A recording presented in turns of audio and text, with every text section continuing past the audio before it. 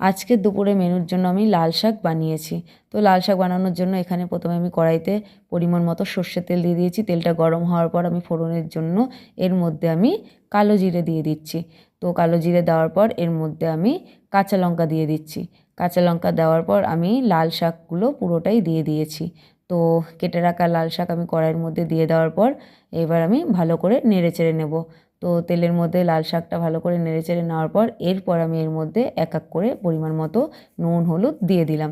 নুন হলুদ দেওয়ার পর আবার ভালো করে নেড়েচেড়ে নিচ্ছি। আর আমি শাকটা বানানোর জন্য গ্যাসটাকে মিডিয়াম রেখে ভালোভাবে অনেকক্ষণ নেড়েচেড়ে নিয়েছি।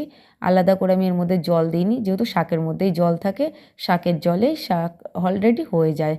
তো আমি আলাদা করে আর জল দিইনি এর মধ্যে। এবার দেখো নাড়তে নাড়তে গ্যাসটা আমি মিডিয়াম আঁচে দিয়েই আমি কন্টিনিউ শাকটাকে নাড়তে নাড়তে দেখো আমার শাকের জলও টেনে গেছে, আমার শাকও হয়ে গেছে। এই যে আমার লাল শাক রেডি। ভিডিও দেখার জন্য থ্যাংক ইউ। আমার পেজটাকে ফলো